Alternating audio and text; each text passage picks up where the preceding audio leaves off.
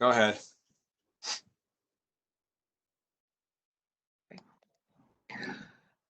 So it is 6:04 and the Finance Committee and Council as a whole has come out of recess.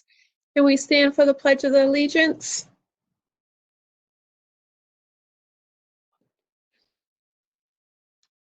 I pledge allegiance to the flag of the United States of America and to the republic for which it stands, one nation, under God, indivisible, with liberty and justice for all. Stacy, can you take the roll call for attendance, please?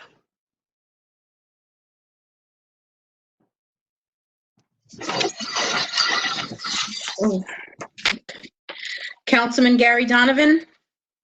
Councilman Gary Donovan at large. Councilwoman Colleen O'Connor. Chair. Councilwoman Bridget Hosky.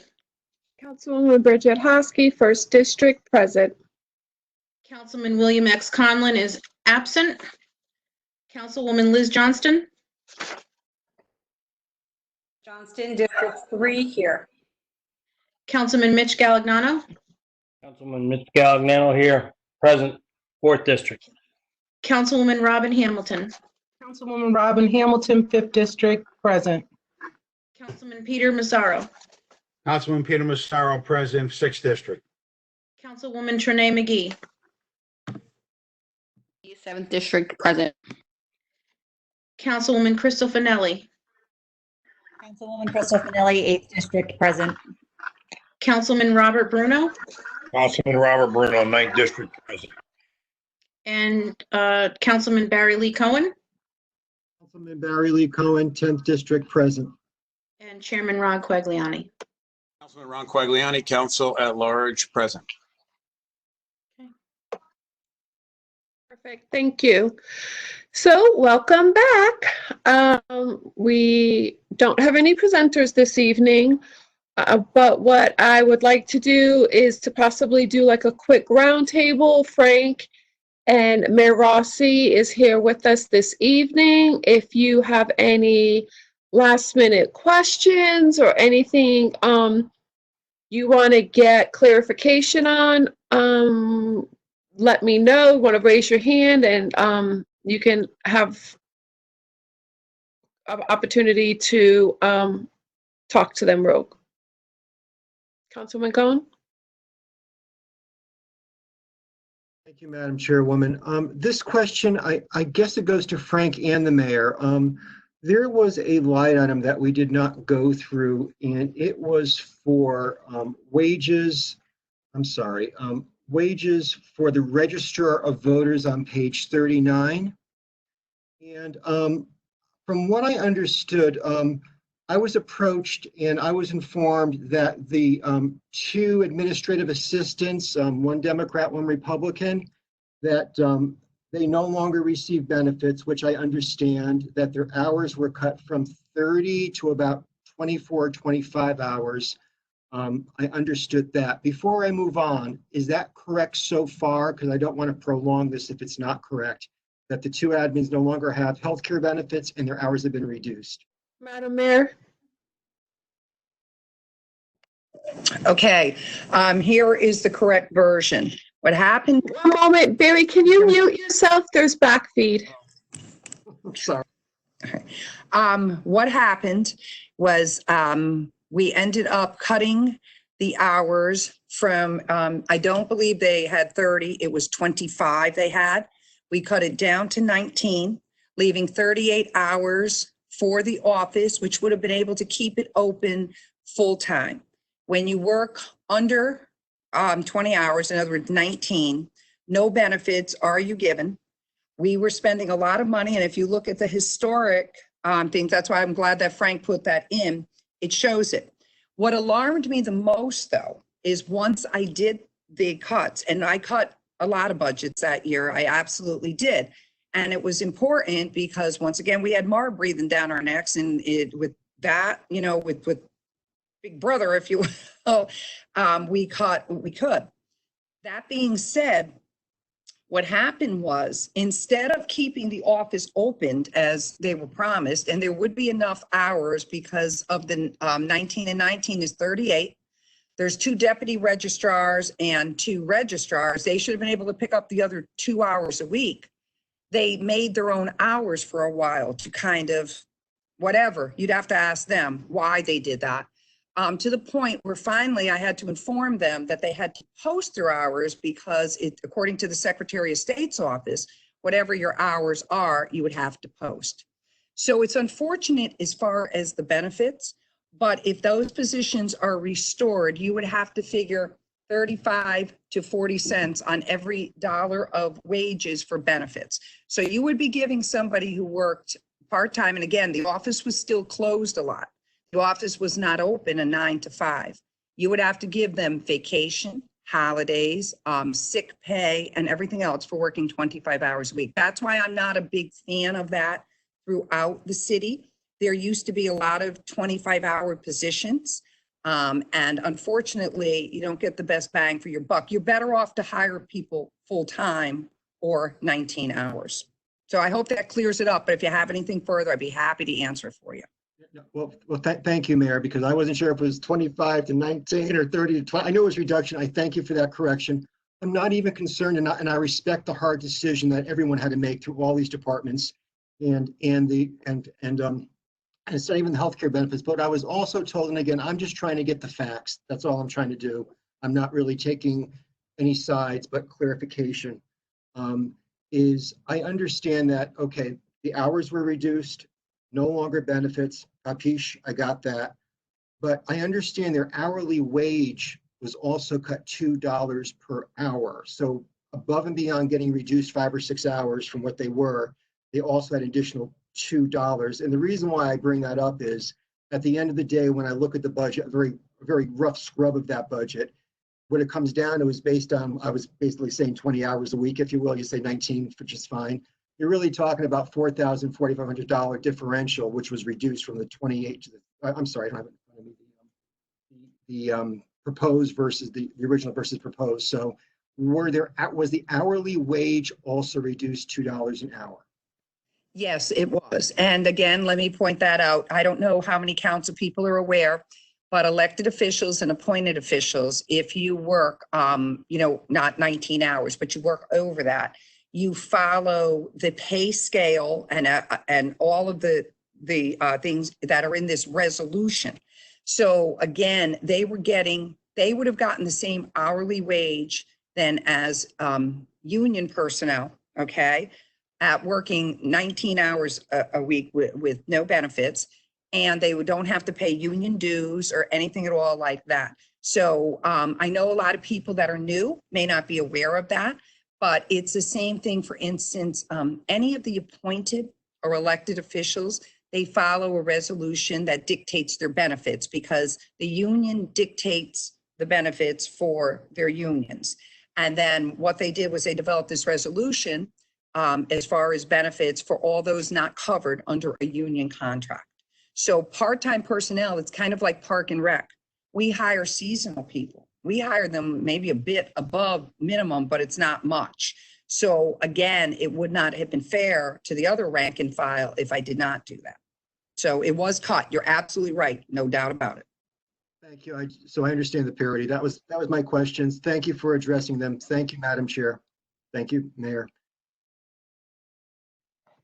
Does anyone else have any questions for Councilman Donovan? Yes, thank you, Madam Chair. I'm sure we went over it, but maybe I missed it. On page 98, I don't know if this is for Frank. We added that, it looks like we added a separation pay. I don't know if we went over that. If we did, my apologies, but can we go over that again, what that's about? I can answer that as well. I hope Frank isn't getting upset that I'm taking, obviously. We started, I actually, when I was on the council, suggested that, and it was taken up and put into the police department. So we did put in separation pay and in the police department for several years. So what happened is that we never ever put it into the city side, but it needed to be. So we put a small amount, and it's going to be like everything else. We're going to try to grow it a little bit each year, because what happens is when somebody leaves, we have to pay that out of the budget line item for salaries. So if somebody leaves with 5 weeks or 6 weeks of sick time, vacation time, whatever they've accrued, we have to pay that out. All one lump sum, they have to get it when they leave. So that was one of the problems. So we're starting to put that in, and that is again another MARB request that, you know, we mirror that. Also, I don't know if you noticed, and I don't have what page, but WPCA, I asked them to put that in their budget, and they put a smaller amount. One of the reasons are their sick time and everything is capped differently than the city side or Board of Ed or anything like that. But either or, we need to have funds, because that's how you run into deficit. If we have people leaving, it won't cover. If everybody were to do a mass exodus, it wouldn't cover it, but at least it's a step in the right direction, because again, we have to be cognizant of the mill rate. So we can't put, you know, huge amounts in there, but I'm hoping one day we do end up getting there. And that is definitely a best practice to plan for retirement or separation or termination for that fact. Okay, so this is basically determined on a rough guesstimate, or this is just a start point? It would really say a beginning start point. I think if we actually put together what everybody would be owed, because some of the amounts are staggering, and what we had done in the past, and if there was a position that the person left since I've been here and we could do without them for, you know, 2 or 3 weeks or 4 weeks, we tried doing that, or at the time of advertising. So some of it kind of, you know, helped out with that. But the problem is there's a lot of positions that if somebody leaves, you can't leave them. Most of the positions, I would say. So it's good practice to have it. But yeah, it's a starting point. I would like to see it grow to a larger amount than it is, so that we're covered. Because what happens is if no one retires for the end of the year, you know, then it gets swept, if you will, and gets put in our general fund. So it's not like it's getting spent someplace else if no one leaves. Oh, okay, good. Well, just so you know, I'm sorry, Councilman. I was going to say, just so you know, that it cost us $27,000 when Debbie Collins left this year. Okay. My whole Thank thing, you. I know it's a union thing. I still don't get it, but I'm not going there yet. And I know, I thank you for that. Are you all set? Does anyone else have any questions for the mayor or Frank? Councilman Bruno? Madam Chair, either the mayor or Frank, I was just wondering, will the MARB support a decrease in the proposed mill rate if we were to cut spending? Frank, you can jump in on that too, but the way that it's been explained to us, and I know you're new this year, Robert, I've got it drilled in my head for the last over 2. What happens is when we prepared the 5-year plan, and we change it a little bit each year, but it can't have drastic changes. What happens is whatever the revenue expectations are. So originally we put in a certain mill rate because we're looking out 5 years and we have time to change it. But what had happened was our grand list grew. So I had this fight last year, if you will, because they did not want to give us credit for that, but I was able to get credit for it. So the 2 factors that they're going to look at is grand list growth and a mill, the mill increase, or a substantiated revenue stream. So if there was, and I don't want to put this out there because everybody was saying it, but there was talk of like charging for beach stickers. So say for the sake of argument, and I'm not saying to do that, I'm just saying like as an example, you could guarantee today that you're going to get $500,000 this year for beach stickers, and it was proven already in a year, they might allow that to happen. But right now, the only 2 sources of revenue that they're going to look at is that. So what will happen if you cut, the more that you cut, the more that they could go and just take away from the money that they're going to give us. So if they're going to give us 4.1 and you cut 1, they can take that money away. And I'll let Frank follow up on that, but that is what we've learned over some of these meetings. Yeah, that's true. If you look at this year's budget, fiscal 20, we were supposed to get $6 million from the MARB. Because we came in with some cuts and additional revenue adjustments, et cetera, they effectively took $2 million away so that the tax revenues would be equal to what was in the anticipated plan. Okay. Thank you very much, Mr. Mayor and Frank. Thank you. Madam Chair, thank you. Anyone else? Councilman Quagliani, Chairman Quagliani? Thank you. So Frank, information from the assessor's office, I want to confirm. So 1 mil equals 2,488,410. Is that about right? Yeah, that sounds about right. So if we so 1/10 of a mil obviously would be 248,841, right? Yep. So if we were, what would the mill rate look like if we cut $500,000? It would be the same because the MARB would take $500,000 from their revenue. So assuming that that's not the case, what would the mill rate be if we cut $500,000? Probably, if I had to guess, 0.6 maybe, 0.5 and change.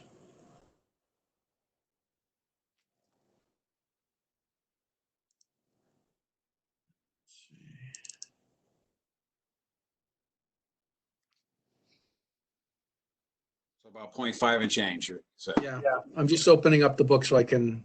Okay. Exact number. So if you took $500,000 out,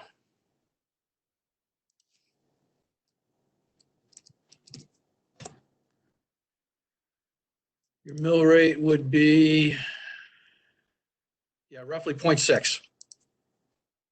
And what's the proposed 0.8? 0.8. Okay. Thank you. All set.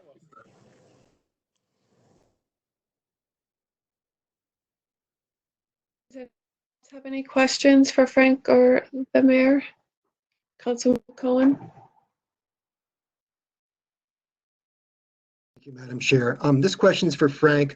Frank, it's more of a reconfirmation on, you said it early on, but also in our individual discussions, that if I stand correct right now, our contingency or rainy day fund right now really has about, I thought it was $370,000. Is that correct? In the current budget, yes. In the current, yeah. So, but in the, I'm sorry, in the new budget, in the proposed budget. The fiscal 21, yes. Right. And the reason why I say that is it seems awful low.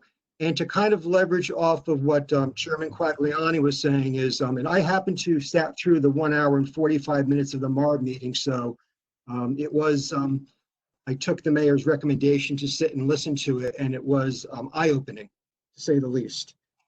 And it makes me wonder that if indeed there were $500,000, $250,000, whatever it may be, that was, I'm going to say, taken out of certain areas for whatever reasons that the council happens to decide. If we were to put that money into contingency, wouldn't that kind of raise our bond rating, or at least help our bond rating or our credit? Right now we're a junk bond, and we don't seem to have a lot of money in there. And so I want to get your input if we were to bring some of the funds from certain lines that we felt were not necessary given the post-pandemic world we're living in, or going to be living in, versus when these budgets were made. So if we were to put more in the contingency, how would MARB feel about that, knowing that we're trying to build our contingency? Yeah, I think as long as from lines that are not deemed by MARB to be necessities. Right. you know, let's say you put you had $1 million in the snow line and you said, well, that's way too much, right? So we want to take some of it out. Something like that, I could say would probably be acceptable. But, you know, again, there are lines in there, so I would be careful about what you try to do. But obviously with this environment we have, the more that you put aside for potential shortfalls on the revenue end, the less risk you have of running a deficit. Thank you. I appreciate it. That's all I have, Madam Chair. Thank you. Anybody else? Okay, Frank or Mayor Rossi, I'm not sure if you have anything you'd like to share with us, any feedback you want to give us before we start deliberations? Mayor Rossi? If I can't get them. I can't unmute. We can hear you. Oh, then it's got the red thing like it usually does when it's mute. Okay. I just want to back up one first with what Councilman Cohen had asked for. And Frank's absolutely right. So in other words, taking positions that the MARB has instructed us to put into the budget and taking them and putting the money in contingency would not be a proper thing.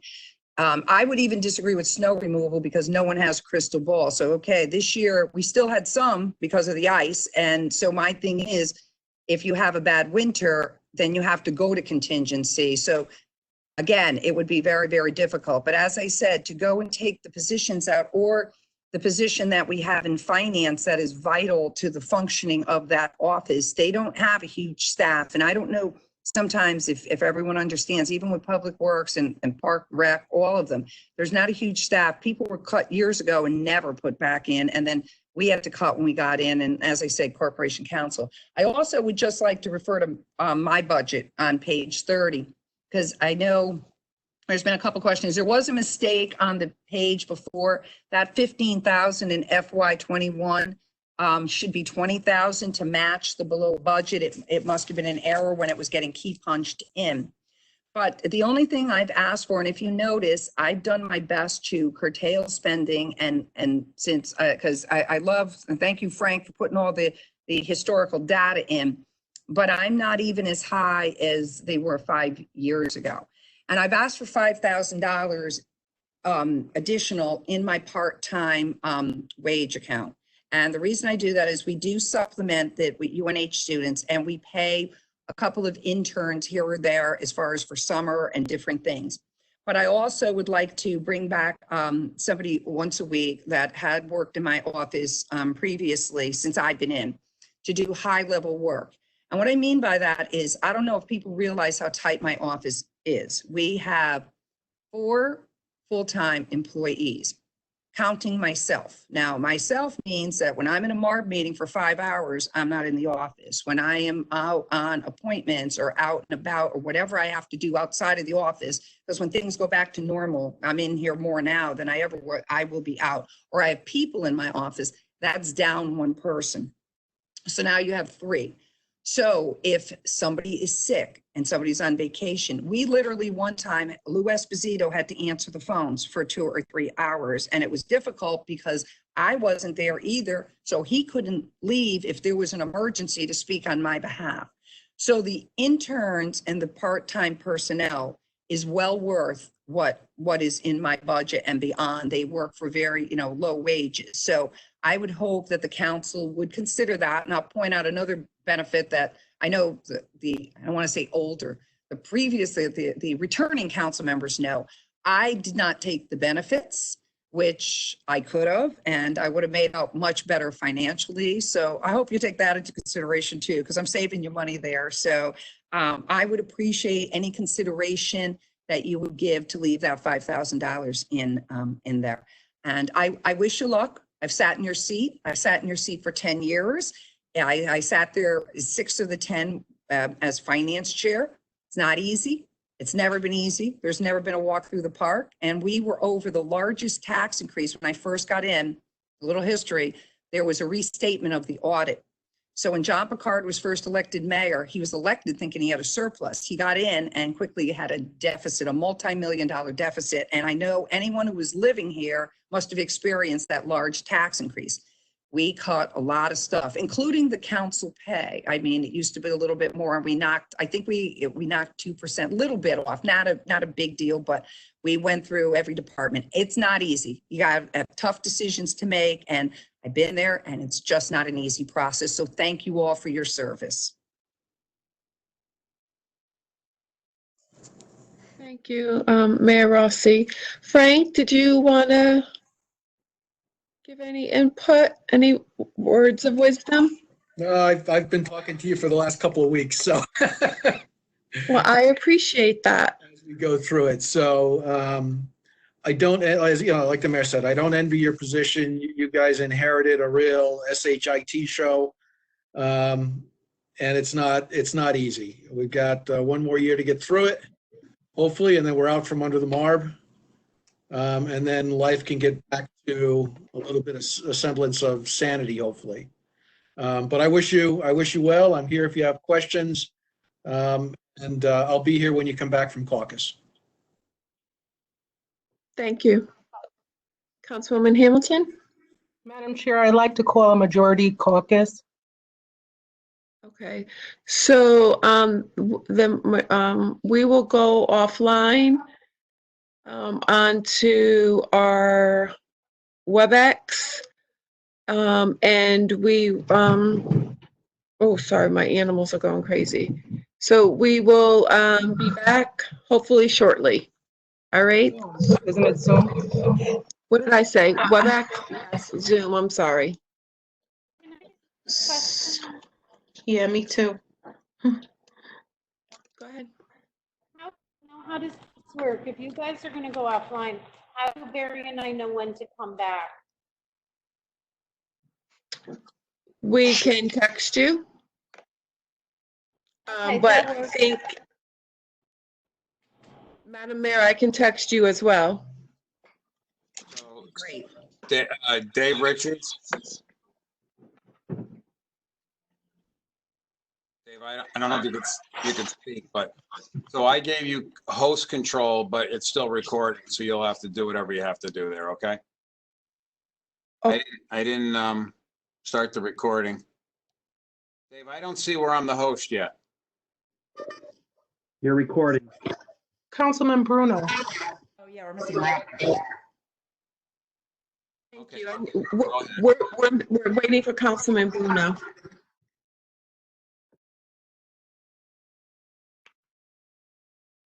So the time is 8:42. We are back in session. The Finance Committee as a whole, Finance Committee and the council as a whole. Stacy, could you please do a roll call attendance? Certainly. Councilman Gary Donovan, At large, present. Councilwoman Colleen O'Connor, Councilwoman Colleen O'Connor, Council at Large here. Councilwoman Bridget Hosky, Councilwoman Bridget Hosky, 1st District, present. Councilman William Conlon, absent. Councilwoman Liz Johnston, Councilwoman Liz Johnston, 3rd District, here. Councilman Mitch Galignano, Councilman Mitch Galignano, 4th District, present. Councilwoman Robin Hamilton, Councilwoman Robin Hamilton, 5th District, present. Councilman Peter Massaro, I'm Peter Massaro, present, 6th District. Councilwoman Trinae McGee is absent.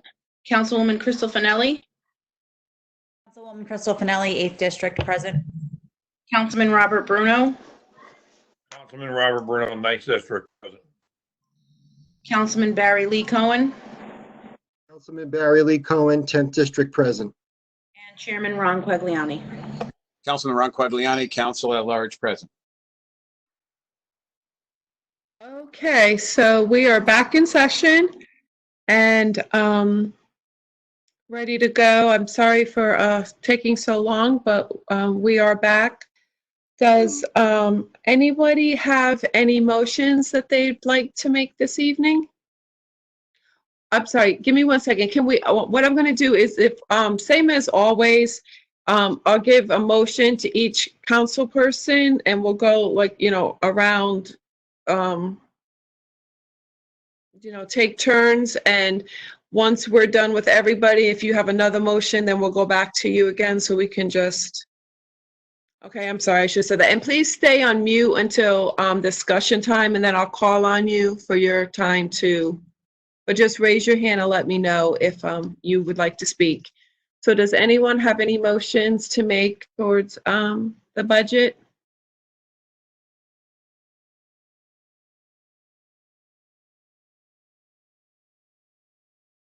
No motions?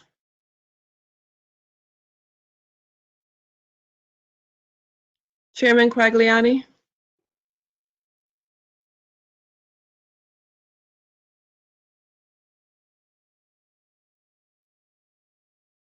You're muted. Are you talking? Come on, you can't read my lips. All right. No, your name is across it. Thank you. I'm sorry.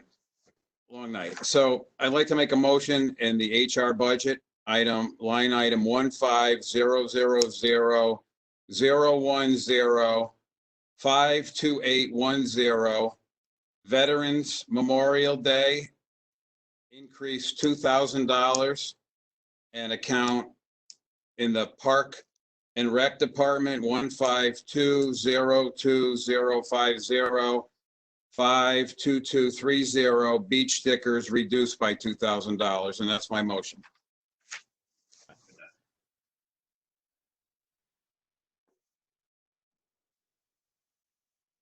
Sorry, I couldn't unmute myself. Do we have a second? Second. Second. Discussion?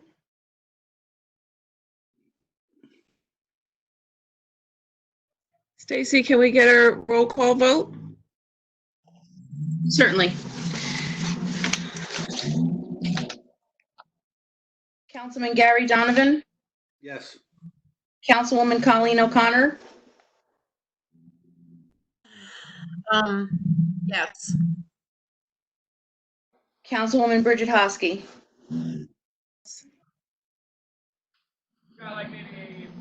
Councilwoman Liz Johnston, Yes. Councilman Mitch Galignano, Yes. Councilwoman Robin Hamilton, Yes. Councilman Peter Massaro, Yes. Councilwoman Trinae McGee, oh, she's absent. Councilwoman Crystal Finelli, Yes. Councilman Robert Bruno, Yes. Councilman Barry Lee Cohen, Yes. and Chairman Ron Quagliani. Yes. Okay. Does anyone else have any motions? Councilwoman Hamilton? I can make a motion to move 20% of the overtime to a new account, to a new OT contingency account. And I'm going to list them all. From the city clerk, $200 from 111-0010-51500. Registrars of voters, $500 from account 1130010-51500. Planning and Development Administration, $200 from account 1190010-51500. Building Department, $1,200 from account 1190013-51500. Comptrollers, $3,400 from account 121-00010-51500. Information Tech Department, $1,200 from account 122-00022-51500. Central Services Department, $20 from account 122-00023-51500. Tax Assessment Department, $600 from account 123-00010-51500. Board of Appeals Department, $520 from account 123-00025-51500. Tax Collector Department, $700 from account 124-00010-51500.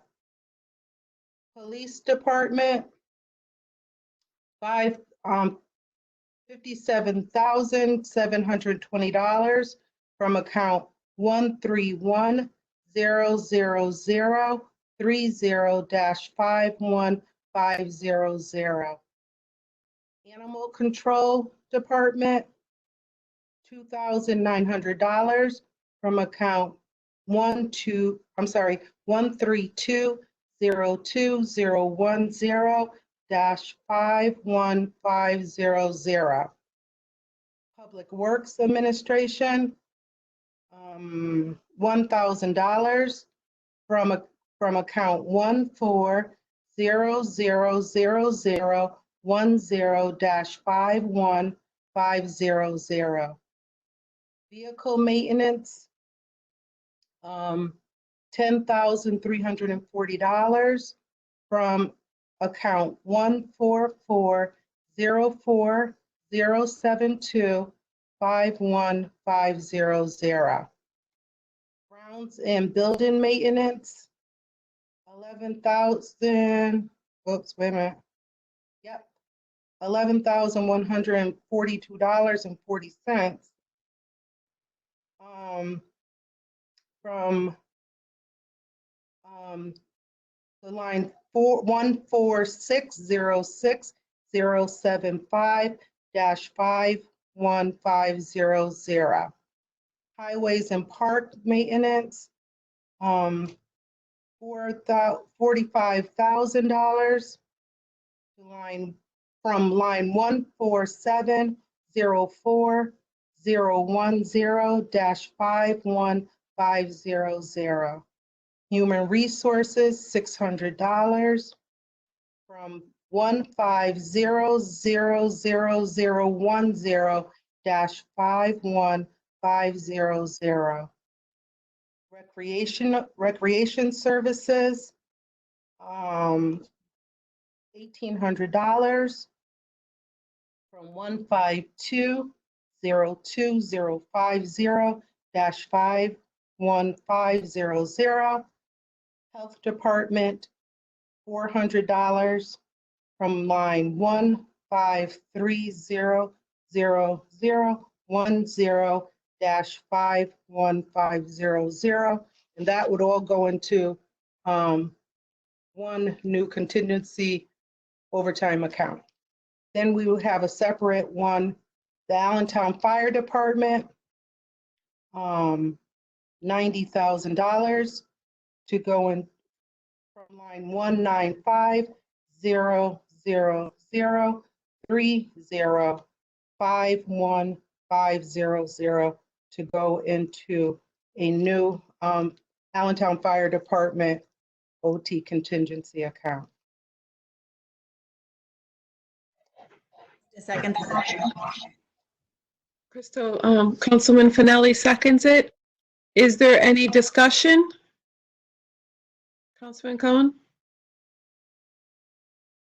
Yes, I just need clarification, and if Frank's on the phone, these contingency funds, is this going to be the same, considered to be used the same way contingency fund is to be used on the rainy day fund? Or are these going to be just, even though they've strictly reserved them for overtime account and overtime account Allentown? Because these sound like line items to me. They don't really sound like true contingencies. So Frank, can you give us some clarification on that? Otherwise, we're just moving money around. Yeah, they'll be set up as a line item with the, and if it's needed throughout the year, it can be transferred back to the department. So what you're saying is these contingency funds for both the Allentown Fire Department and the others and the general will be treated as part of our overall contingency budget, correct? So is that correct? So Whatever's not used just falls to the bottom line.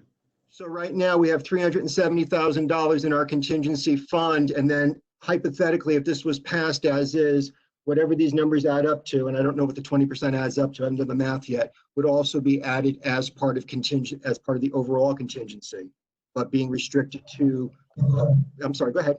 Overtime. Right, but still considered in the eyes of bonding, if you will, to be very blunt with you. At the end of the day, instead of having a 370,000 contingency fund, these two additional line items would be lumped into our overall City of West Haven contingency fund, which might bring it up to whatever number it is. Is that a correct assumption or not? Well, the way I understand the motion, there would be a line item within contingency dedicated to overtime. Again, I don't care. I understand it is dedicated to overtime, but will this be considered? Not go to the 370. It would not go into 370. So what we're doing is we're moving money around so we can basically make sure that when people need overtime, they come to us versus putting it in a contingency fund, which would help us with our bonding and so forth, that if they needed the overtime, they could still come back. So what we're doing is we're basically setting up line items, but we're calling it contingency. That's what I'm understanding. Correct? Yeah, the money, if the money's needed, they're still going to have to come back to you and do a transfer. That's what I mean. So to set up these line items is pretty much, it's not really helping us out in terms of putting it in the general contingency, which would make, in my opinion, more financial sense than putting these line items that are not going to be considered part of our financial strength, if you will. It's just basically what we're doing is we're monitoring the money and how it's used versus really putting in contingency and having someone coming back with an argument why they use the money. Okay, so it does, you answer my question, doesn't count towards the 370. Thank you.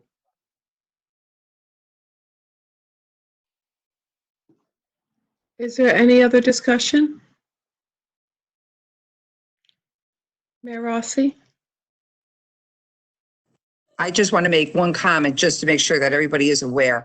Yes, they can apply for it back, but only in the last 3 months of the fiscal year. So as long as everybody's aware of that, so they couldn't come back, like say there was, an emergency in January or whatever, they would have to use money from a different account and then replenish it later on in the year because it's the last 3 months of the year. So if it truly is the way I understand it, because Barry did ask a lot of, Councilman Cohen did ask a lot of questions about it, it's going into our page where unallocated contingency is and everything else. So it's out of their budgets, if you will. So if it's out of their budgets, it would have to come not only back to the council, but it couldn't come back to the council till April, May, or June. So I don't know how, I haven't looked at these accounts, like how close it is to the end, but it would make department heads use other accounts that aren't supposed to be used for overtime during the year. So that's what the theory is behind it. I guess that's what I'm asking, because I don't know. I didn't get a chance to look at the whole book. I was writing them down. But in other words, I don't know how much, say if they had a $5,000 overtime account, if you moved $3,000 and they needed that money before the end of the year, they'd have to go to a different account within their budget. So as long as everybody's good with that, I'm just making sure that everybody's clear on that.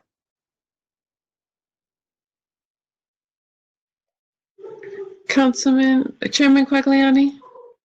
Yeah, thank you. So, yeah, the idea is to take 20% of that overtime and move it to an OT contingency account. I mean, the idea is unless there's an emergency, they shouldn't be coming to us before the fourth quarter. That means that they already expended 80% of their overtime.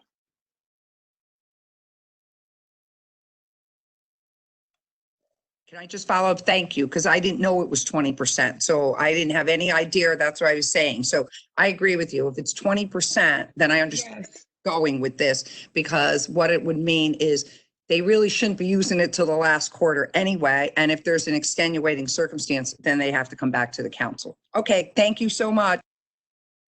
Right, so I apologize. Part of, I think, Councilwoman Hamilton said it, maybe it just wasn't clear, but it is just, not just, but it is 20% in hopes that they can keep under that. And then at the end of the year, we can take all that 20% and put it in towards our bottom line. Does anyone else have any comments? Councilman Cohen?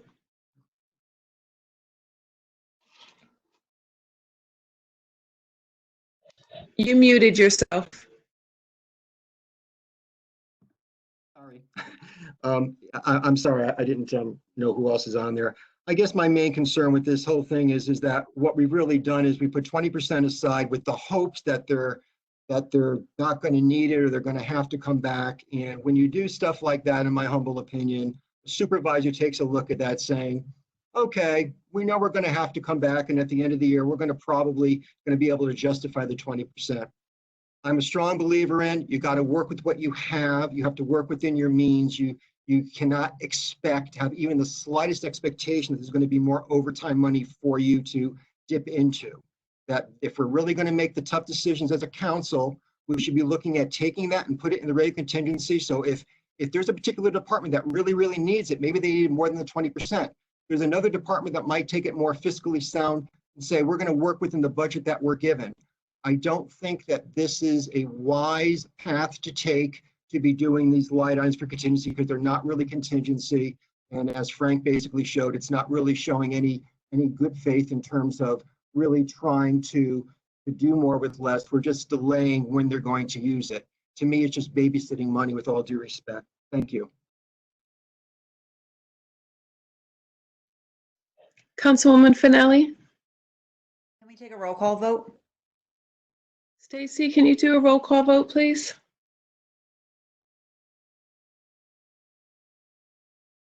Did we lose her? No, I'm here.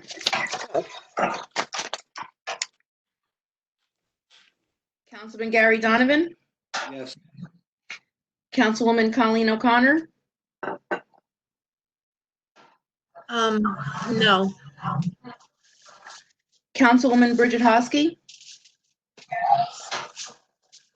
Colin is absent. Councilwoman Liz Johnston, Yes. Councilman Mitch Galagnano, Yes. Councilwoman Robin Hamilton, Yes. Councilman Peter Massaro. Yes. Truly is absent. Councilwoman Crystal Finelli, Yes. Councilman Robert Bruno, Yes. Councilman Barry Lee Cohen, No. and Chairman Ron Quagliani.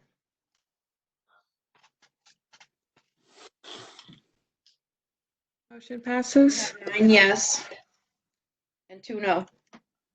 Thank you, Stacy. Do we have any other motions? Councilman Cohen? You're muted, Barry. I am red-green colorblind, by the way, so it's no wonder. I apologize, everyone. I apologize. Public Works. I would like us to, on page 114, I'm sorry, I did not write down the line items, so I will read them off.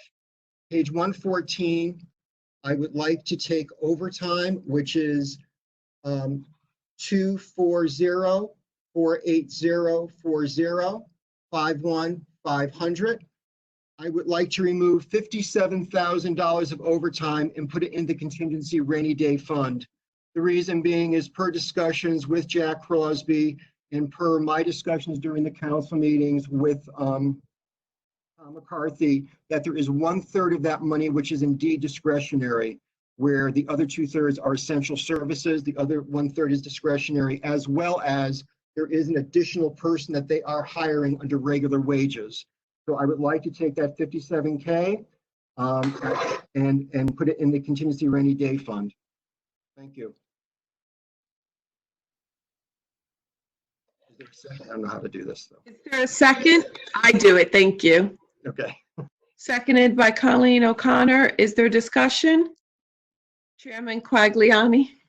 So I'd like to defer to Frank because we've always been told that the sewer fund is like the Board of Education, that they set their own sewer fee and that we don't have the ability to move line items in and out of that or around that budget. I'd just like to get Frank's input on that.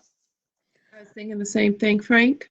Yeah, as I understand it, that's correct. And even if you did move it, you would not be able to put it in the general fund. It would have to stay within the sewer fund's contingency line. Right. So is that, would you like to make an amendment to that, Barry?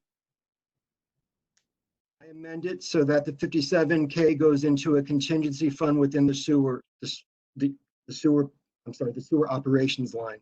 Yes. Does Barry have a second? You have to speak. Sorry, I have to keep unmuting. I second it. Is there discussion? Chairman Quagliani? So I'd like to go back to Frank again. So I don't know, to Barry's point in the last motion about the overtime, we would have some discretion on that contingency account on the motion that Councilwoman Hamilton made, but we still don't have any discretion with that money. If it falls to contingency within the sewer fund, I think would be the sewer board that would determine how they utilize that money. So I'm struggling with the purpose behind it because we still have no say in what they use that money for.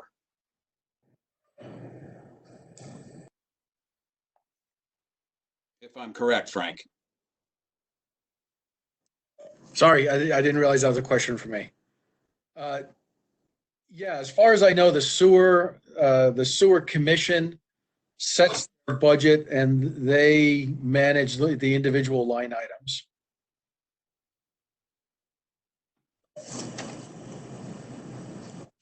So did you want to say something? Yes, I agree with what Frank said. There's even a special part in our charter discussing it. They've already had a public hearing and already set everything. So I don't even think, and I don't have Lee on the phone, so I can't find out 100%, but I don't even think you're allowed to move line items or anything at all like that. Whatever they set, their board sets, similar to the Board of Education type of thing. I think somebody had brought that up. It's their own separate fund. And that was, and I'll be honest with you, I only learned that myself the last few years, that it had to be separate. So whatever the sewer board votes on, they put out for a public hearing, they allow it to happen. They set the sewer rate by that, and that's supposed to be that. And the council, it's only more for informational purposes. They're not allowed, to my understanding, of moving money around within their budget. Councilman Cohen? I'll table the motion if we can get an absolute clarification from Lee on that, just to make sure that we all think we can't, but there isn't a definitive answer here tonight. So I'll withdraw the motion for now until we can get an absolute answer on that. If someone wants to second. Colleen will have to withdraw her second first. I withdraw my second. Barry?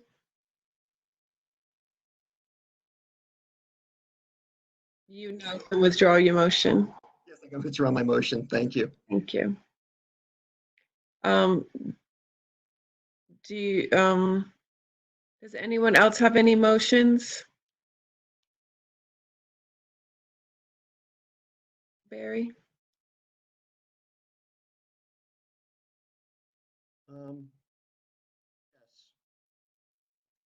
Yes. It's time. For finance, which is page 50 of the budget. And this is per conversations that were held during our budget meetings. Frank, you had noted that we could find about $10,000 to transfer to contingency. It regarded some of the employee training and so forth. And I believe that the line that we discussed, it's getting to the page right now, is I'd like to take $10,000 of that, and it really came from your financial services. Overtime. I'm sorry. I apologize. So I'd like to take $10,000 from your overtime line, which is 121,000. Councilman Cohen, we can't hear you. You're completely away from your mic. Oh, sorry. I'm sorry. No, that's okay. Sorry. It's the overtime line on page 50 for finance. 121,000,10 51,500 overtime to reduce that from 17,000 to 7,000, and that $10,000 goes into the contingency, general rainy day fund. Thank you. Do we get a second? I second. We open up for discussion. Councilman Massaro? I think you got to be very careful when you start taking money away from overtime, especially in a big amount like that, because it could run into a problem. And then we're going to start looking for money at the end of the year, trying to fill in these overtime sheets, because you never can predict what's going to happen. And if we start putting in the contingency funds, and it's going to be a false, to me, it'll be a false budget saying that we got a lot of money in the contingency fund, which the MAR will see, and then all of a sudden we get short on overtime. We're going to be sucking air here for a while. So I think we better be very careful when we start transferring money on most of the overtime. That's only my opinion.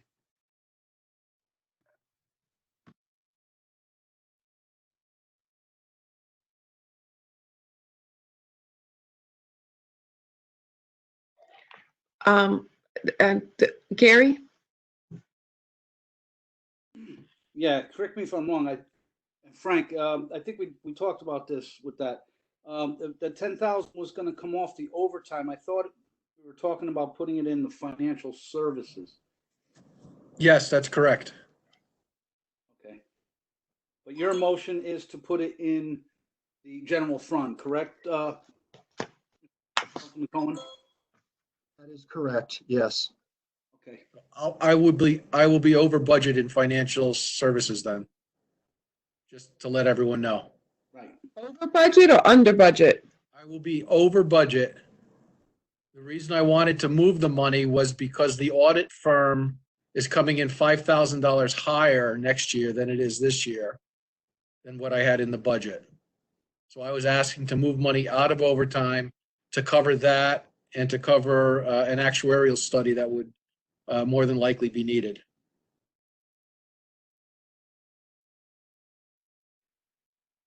To move the vote, please. Stacy, could you do a roll call vote?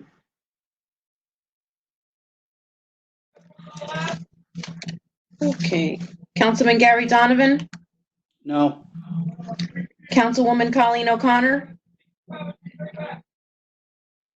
Yes. Councilwoman Bridget Hosky, Yes. Councilman, oh, Conlon is absent. Councilwoman Liz Johnston, No. Councilman Mitch Galignano, No. Councilwoman Robin Hamilton, No. Councilman Peter Massaro, No on that. Councilwoman Crystal Finelli, No. Councilman Robert Bruno, No. Councilman Barry Lee Cohen, Yes. and Chairman Ron Quagliani. No.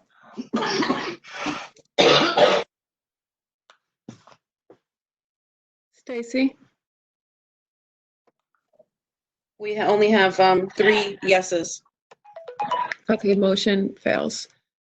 Do we have any other motions? Councilman Donovan? Yes, I'd like to make a motion to move $10,000 from line item on page 50, from line item 121-00010515500, and put that 10,000 into line item 121-000105240, financial services.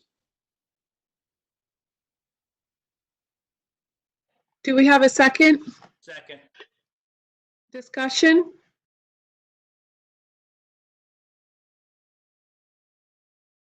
Can we have a roll call vote, Stacy? Sure. Can I just ask who seconded that, please? Stacy Mitchell. Thank you.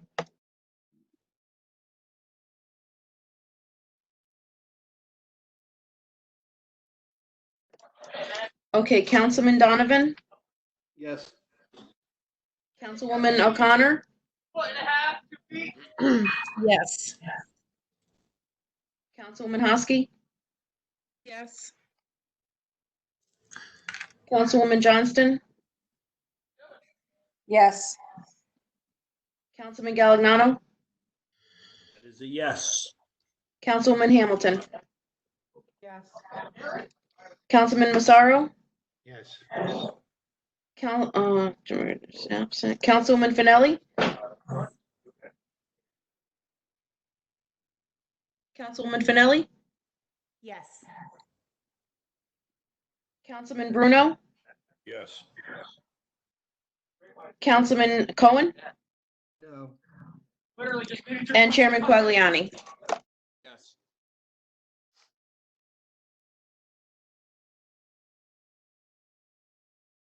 We have 10 yes. 1 no. Motion passes. Thank you. Do we have any additional motions? Councilman Cohen? Yes, the next motion and some of the following motions that I'll be probably making this evening or on Thursday night are by no means personal. I think that we're all working really hard to do what we can here and to make the tough decisions. And I respect all the votes so far tonight and hopefully the same. There was something that was said during the MARB meeting, and I quote directly from Secretary McCaw, quote, "This is not the time to be adding headcount," end of quote. With that said, I would like to take a look at page 43, please. If I can do this right, I apologize, everyone. I just lost my book over here. My apologies. And I would like to make a motion on page 43. There is one new building official, and you will see that there is a I'm sorry for Councilman Cohen, we can't hear you at all. okay, can you hear me now? Yes. I'm sorry. The zone code enforcement, and you'll see that there's a total of 2 individuals at $142,942. And I understand that that's basically elevating one of the positions, which is fine, and then adding another position. I am making a recommendation this evening to remove one of those building officials. And what that would net is, if you take the 142,942, you split that in half, is $71,471 plus $26,000 in benefits. There will be a savings, including benefits, of $97,471 to place in a contingency rainy day fund. My motion is to only provide one of those positions, not 2 of them. And part of that reasoning, as we can recall, is when I asked during the council meetings, what type of revenue do these folks generate in terms of the old blight officers, only like $30,000 a head. This position right now, we want to see if it proves out on the higher level. And if it works out on the higher level, maybe they come back next year for the other one. But I would love to get the support and to remove one of those positions totaling with benefits of $97,471. I really appreciate it. Thank you.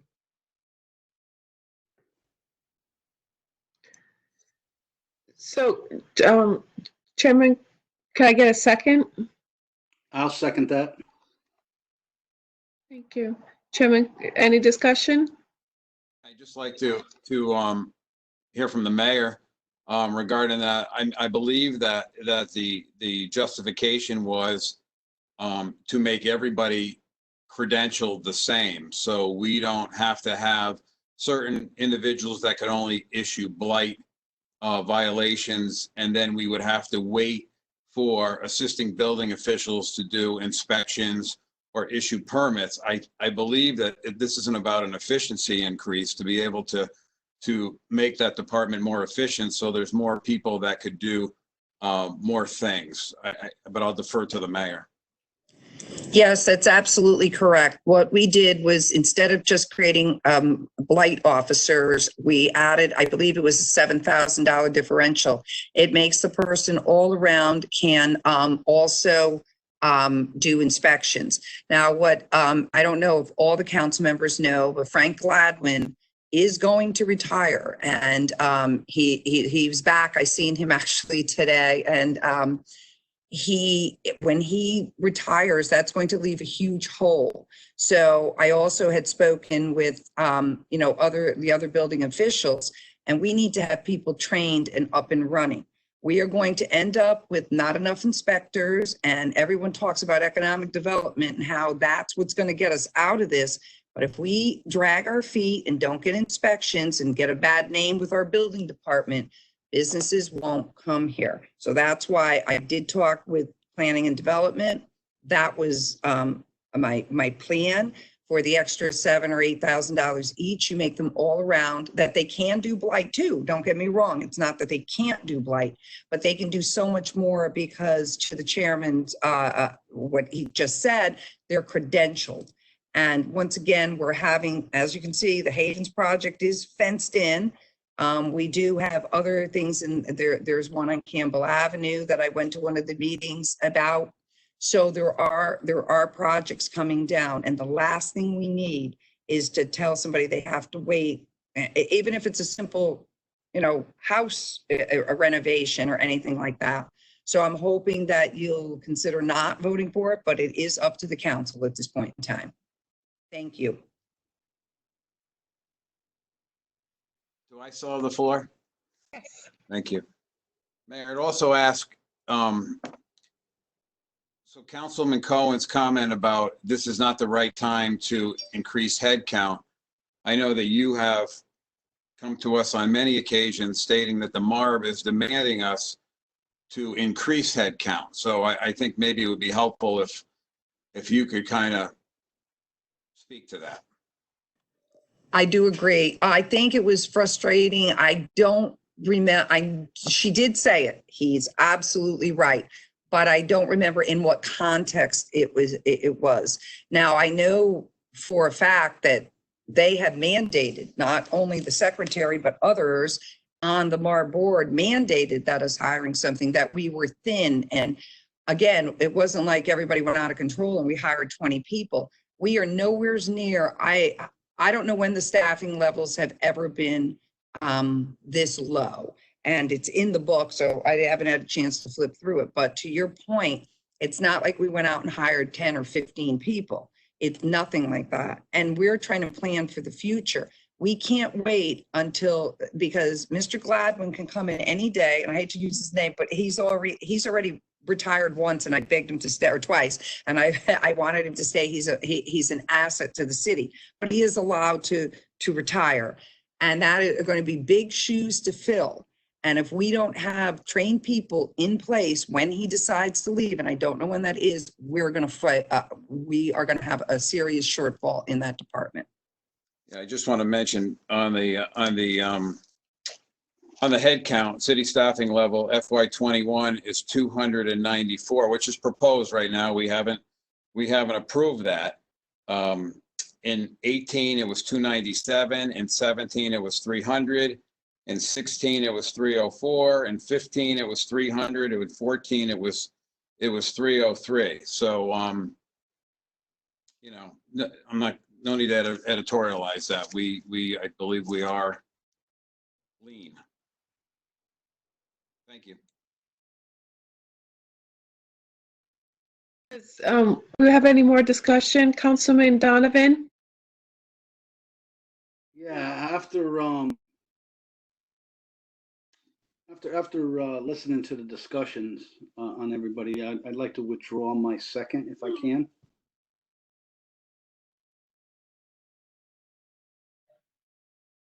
Or is that out of order? Oh, sorry. No, you can withdraw your second. To withdraw my second on that motion. Is there anyone else that would like to second the motion? I will second it.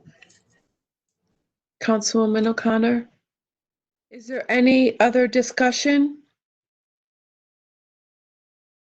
Councilman Cohen? Yes, I did want to clarify, with the position that's there, I have no problem elevating the position so they do more than just blight.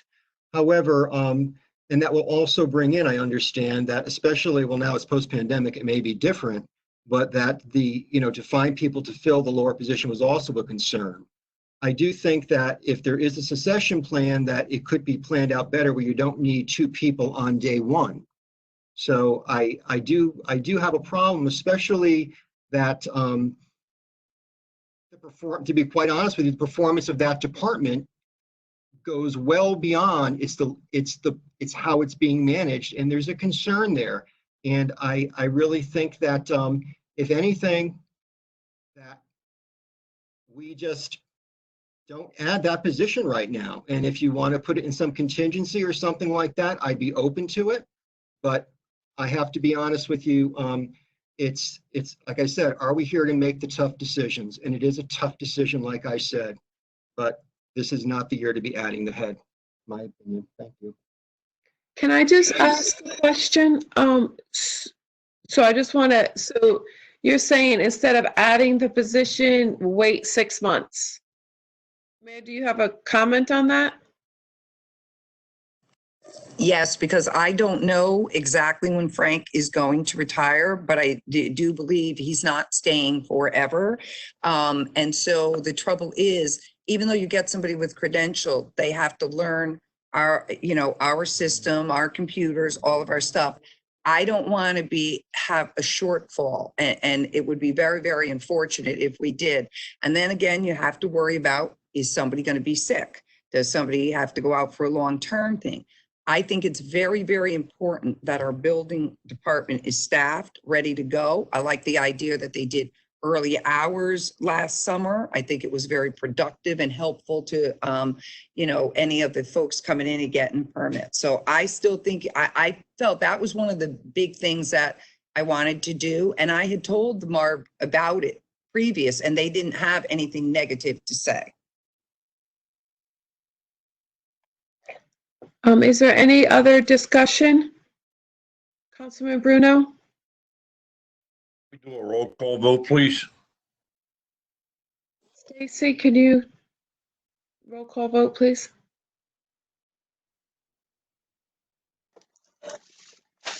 Councilman Donovan? No.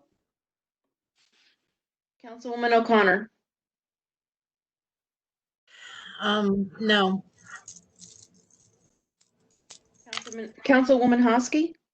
No. Councilwoman Johnston? No. Councilman Galignano?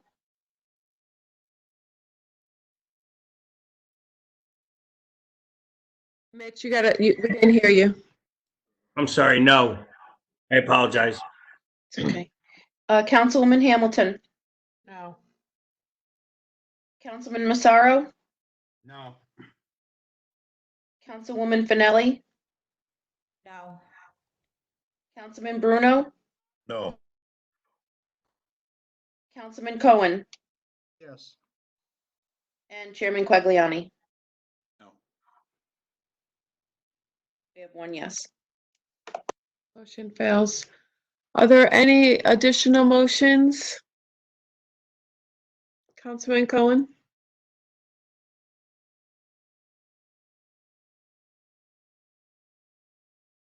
I'm off mute. On page, I'm sorry, people.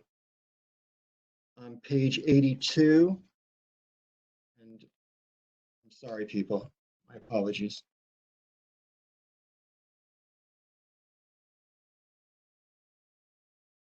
I would like to make a motion under street lighting on page 82, account number 1470401052160, street lighting.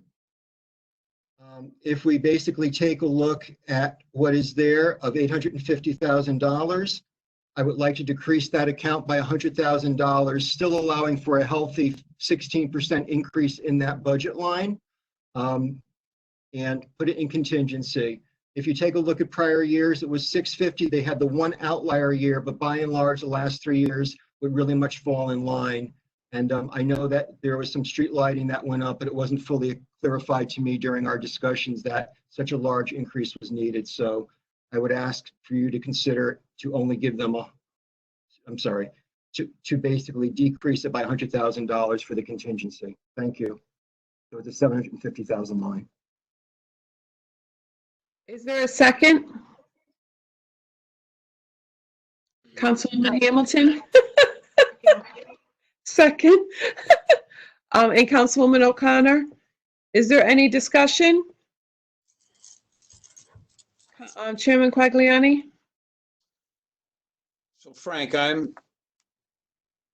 if we're going to move $100,000 to contingency, how's the electric bill paid? So I guess my thought is, and I don't want to speak for Councilman Cohen, but if we move it in contingency and for some reason we need it, and there's a valid reason that we need it, then we could always move some out of contingency, right? Correct. So I guess the question is it seems like that we've been trending less, except for that one anomaly year. So what went into that 850, that number that went up 30%? Because the 4 years prior to fiscal 20, they were running in excess of $900,000, with the exception of fiscal 18. Fiscal 20 that was prior to LED though. Correct. Fiscal 20 is the anomaly, and I'm trying to figure out where we are currently. This year. This year. Yeah, that'd be helpful if you could pull that up. Yeah. Do you have it? Lights. No, I'm just messing with him as far as where we are this year will help us. Okay, so this year, street lighting, we're currently at $482,000 through, well, that's as of probably February's payments. So 1, 2, 3, 4. So that's 4 months. So that's 8 months worth of the year. And we're going into the year, part of the year where the bills will be dropping because of daylight, me being a utility worker and all. Right, so you'll throw that in. So 750 may be okay. It will probably be okay because you'll probably end this year somewhere around the 740 range. I mean, I will. Thank you, Frank. I'll support Councilman Cohen's motion. Well, we had already had a second, but yes. No, I'm 1 second, Councilman Donovan. I'm thinking this, absolutely the same thing, especially now that you're saying where we are in street lights, me working for the utilities, I know that, it's daylight, we're going to be using them less. So it would, I would think be safe to say. Mayor Rossi, can I just have your opinion, what your thoughts are, please? As long as Frank looked at, what we paid and trending, I think that, would be a good move, only because, again, that's why we did the LED lights. We were supposed to save money. So it's nice to see that it's paying off. So absolutely, Frank checked it. He's good with 750. I'm good with 750. Thank you. Okay. Councilman Donovan? Yeah, I'd like to take a roll call, Madam Chair. Yes, thank you. Can we get a roll call vote, Stacy? Certainly.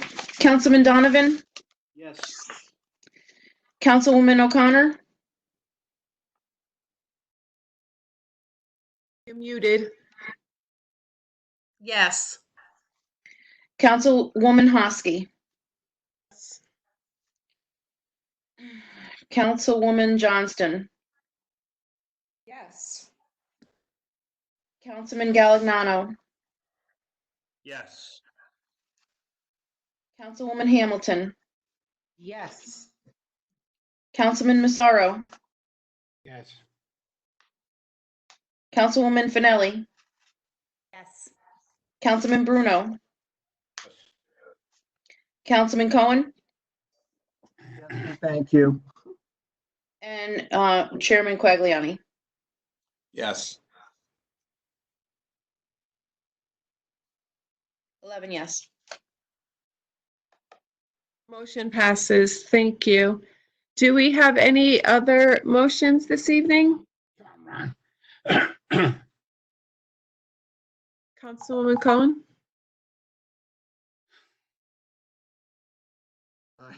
Hi. Yeah, right. Page 56, please, Central Services.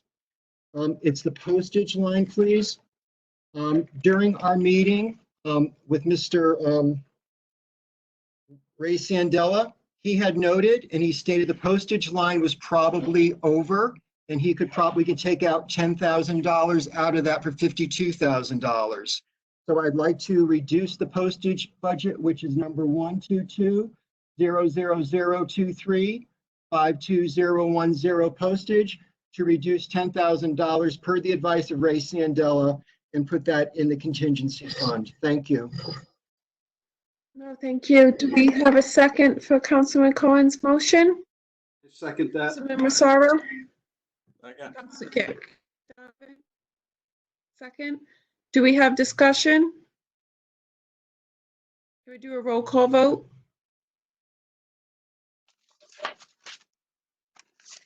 Councilman Donovan, Yes. Councilwoman O'Connor, Yes. Councilwoman Hosky, Yes. Councilwoman Johnston, Yes. Councilman Galignano, Yes. Councilwoman Hamilton, Yes. Councilman Massaro, Yes. Councilwoman Finelli, Yes. Councilman Bruno, Councilman Cohen, Yes. and Chairman Quagliani. Yes. Okay, we have 11 yes. Motion carries. Any other motions? Chairman Quagliani? Yeah, since we're on a roll, I'd like to make the following motion.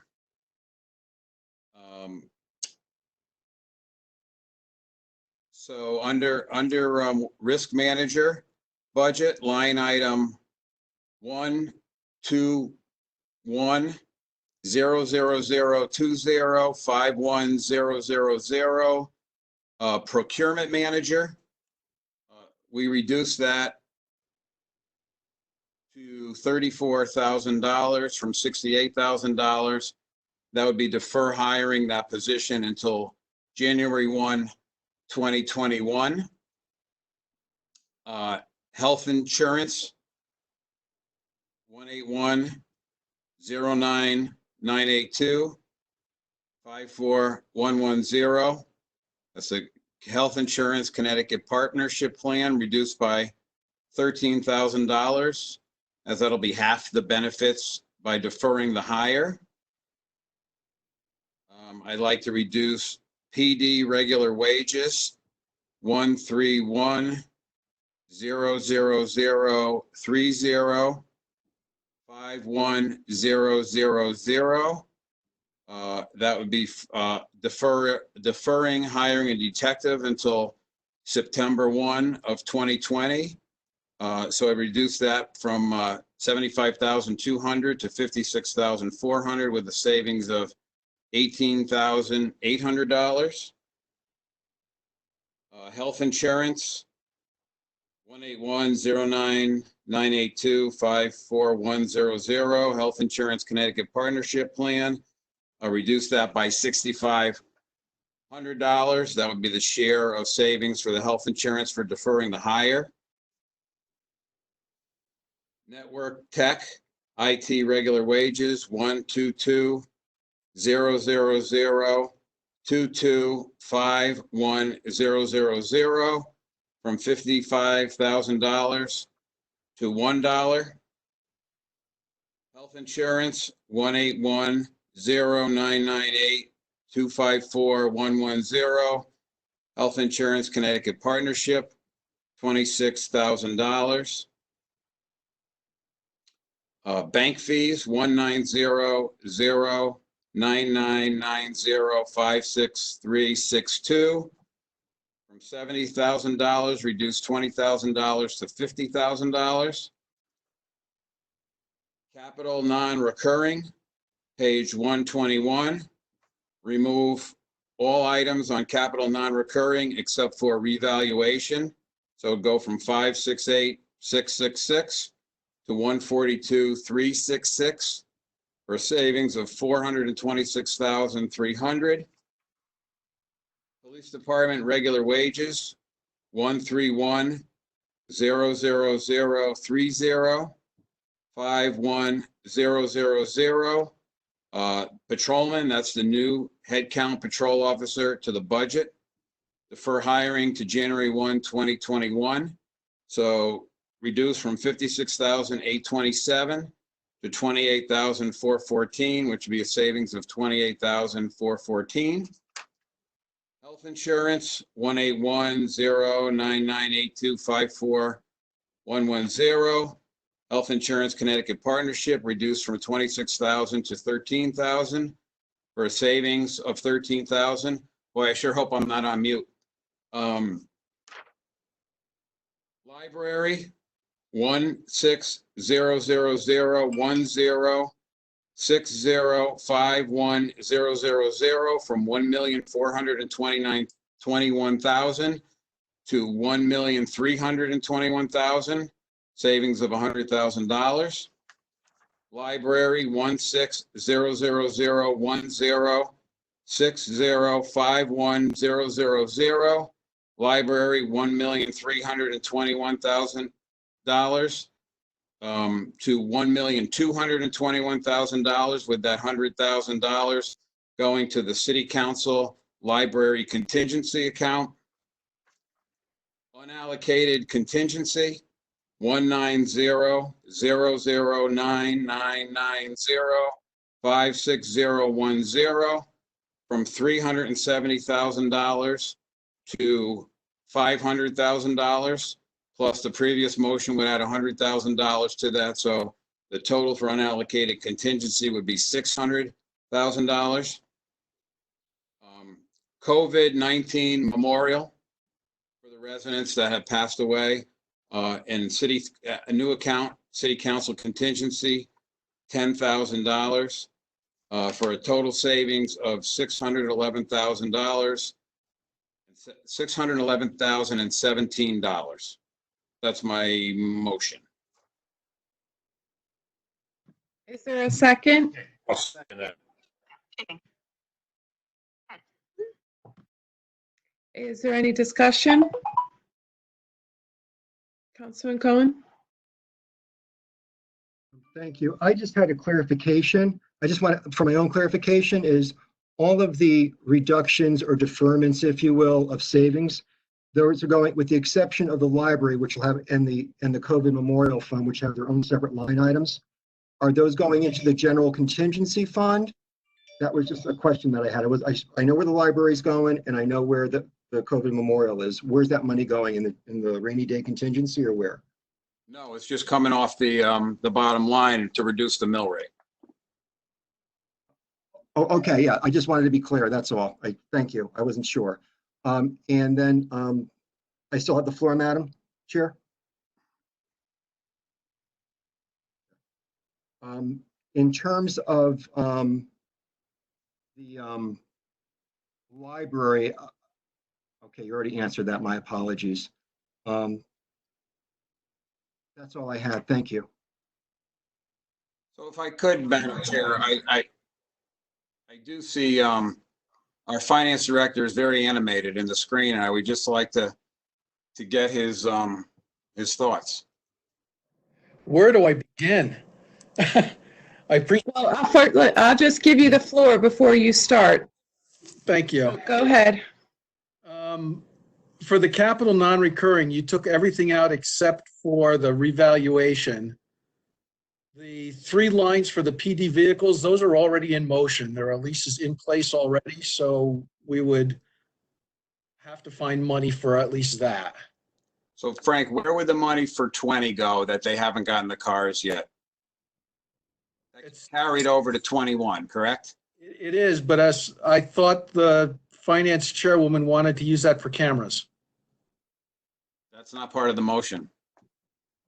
Okay. Okay. When you remove the IT tech person, right? Was that a part of it? Yes.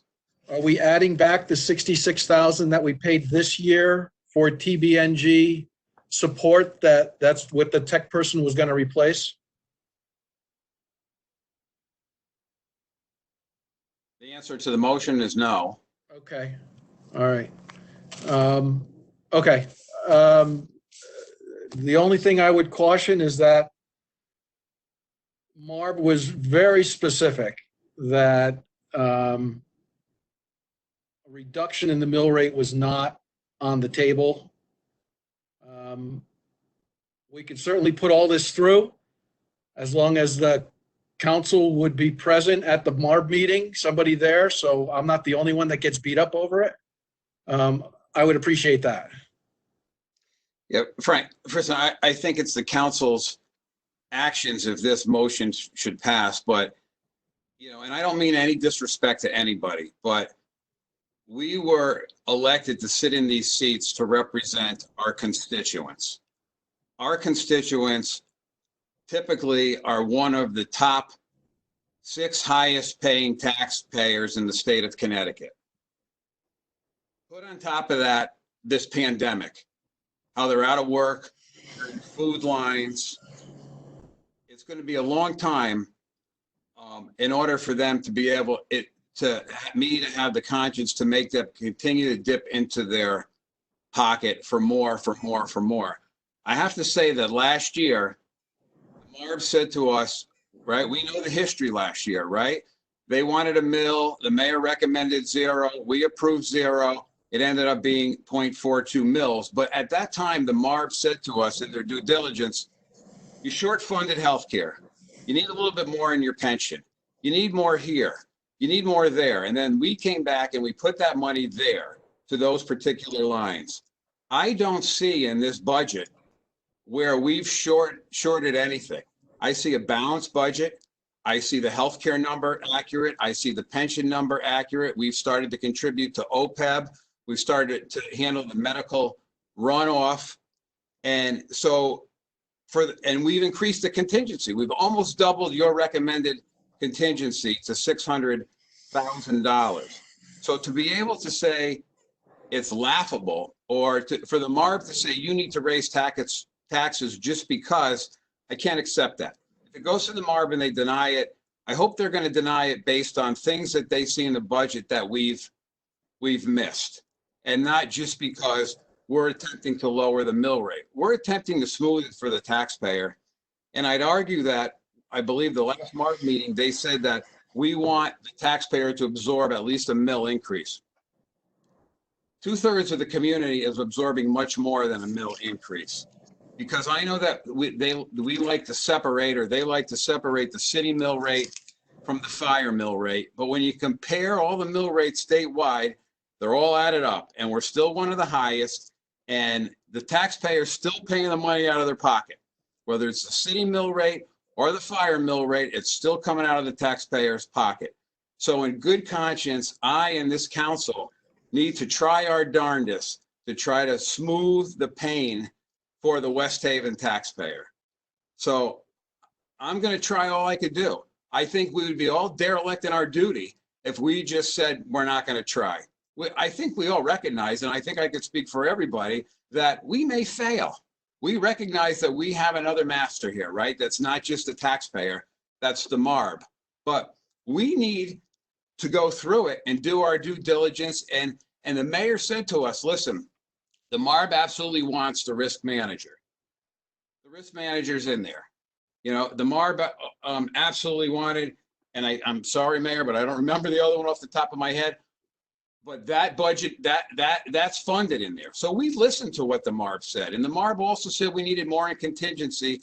So we listened to what the MARB said. So I'm comfortable that we took into consideration the MARB's request, but most importantly, our constituents' requests that call us and tell us, please, we can't pay.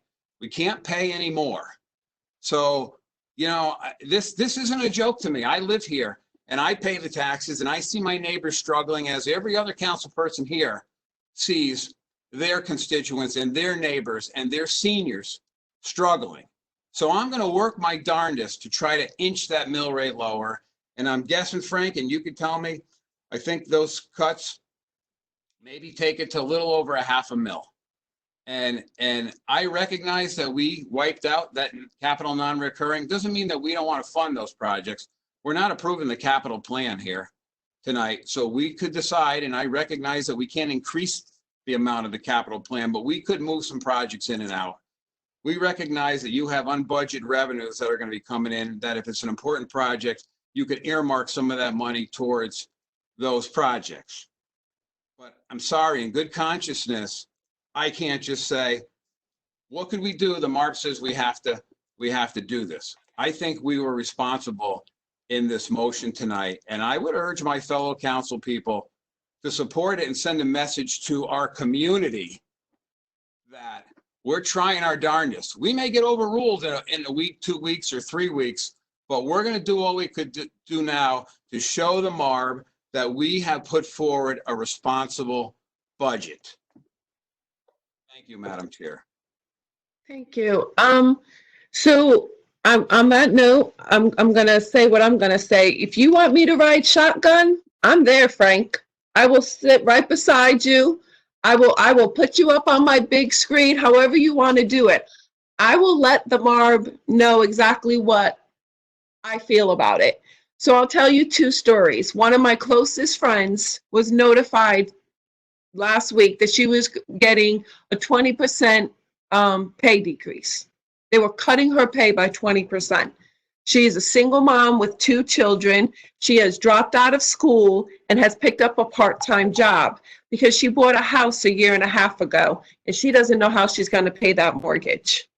And now I'm going to have to go to her and say, well, I'm scared of the MARB. I can't fight for, our taxes to go down. And then I got my aunt who lives up the street, whose mother died. They have a 2-family. So not only does she have to foot all of the tax bill, the person who's to split it with her isn't there anymore. So she had to worry about that. So she had to come up with all those taxes when she realized her mom passed away 4 months ago. Well, 6 months ago, she got furloughed and lost her job. So now she's not only thinking about that, she's got to figure out all of that. I can't, and I have her asking me every time I see her when I walk my dog, what's the mill increase? What's the tax increase? Because she needs to know now. She needs, and remember when I asked you, what would it be? What is it going to be on a house for $200,000? Because she keeps asking me, because she has to figure it out. She's got to figure out how she's going to figure it all out when her world has imploded. So the MARB can tell us no. They can absolutely tell us no. But I will not be able to look my constituents in their face. I won't even be able to look at myself in the mirror if I did not do everything humanly possible. And the MARB can come back and say, okay, well, the taxes need to go up. You need to go up. Well, guess what? All those cuts they can still be there. They can keep, I get all of that. But at least I could sit there and say that what my mother always told me, nothing beats a failure but a try. And if she were here today and I could call and ask her what she thought, she would tell me, BJ, you got to try. You got to fight. You got to do what you think is right. So I'm not going to back down because there's some higher power. I don't bow to no man, and I'm not going to bow to the MARB. I'm going to do what I think is right. So we can all have our opinion that it's not a good idea. I get that it's frustrating. I get that, but yes, you tell me when and where. I'll put on a cute little top. I'll do my hair, and I will sit right beside you, and I will tell them exactly what and why we did what we did. But I have to do it. I'm not going to bow into the night. I'm not going to let them tell me, the citizens of West Haven. I mean, we're trying to get people fed. Like, I had somebody text me today thanking me how much it mattered to her that she won the $100 gift card that I donated. She's like, you really don't know what this is going to do. Oh my God, I'm so grateful. And I was like, I don't even think it was that big of a deal. And I was like, sure, you're so welcome. And she's like, oh my God. And I was like, I felt like bad because I'm thinking, I hope I never suffer that much. I hope I never have to worry about getting gifted a gift card to put food in my house for my family. So I guess it's upsetting, and I guess, but we'll all get over it because most of us are going to get a paycheck come payday. Did you want to say something, Councilman Massaro? Yeah, yes, Frank. Listen, I agree with Bridget, and I'll stand there with you too, because you know me and the Mark, and I'll defend you and the mayor any day, and I'll defend this whole council. And I agree. I'm tired of them pushing us around. I'm tired of you pushing you and the mayor around. Sometime, some way, you got to stop the bully. You got to step on them, and that's the way it's got to be. I know they're tough, but I think they got a little bit of a complex because we got a mayor that's a female, and they think they can run all over her. They got to be stopped. And listen, if we did our right due diligence to the taxpayers, I feel good about it. I feel good about you being a finance director for this city because you're doing a hell of a job. And listen, I know you're playing with things that you had a tough time getting into, but we gotta think of the taxpayers are hurting real bad. Even my neighborhood, everybody in my neighborhood has a pretty damn good job. The only is a lot of them had to take a cut and pay, and there is some that are staying home. They're asking me, how are we going to make it? I says, well, see how long this is going to go. You got any idea if your taxes are going up? What am I going to tell them? A lie? I got to tell them yes because of the mark. I said, we're going to do the best we can to keep it low. But you know what, Frank? It's time that those people will stop it. I know we got one more year to go. They're probably going to throw it back at us like they did last year because they're inconsiderate people. And that's the way I feel. But I'll back you and the mayor any day with this and my council people. That's all I got to say. Councilman Hamilton? I just want to say I back the chairman's motion. And I thank you, Mayor, for all the hard things that you have to do. And Frank also, I thank you both. And I know that you're on the front lines with that MARB and it's hard. But I hope you do understand that we need to do this for our constituents. Allentown has suffered a long time.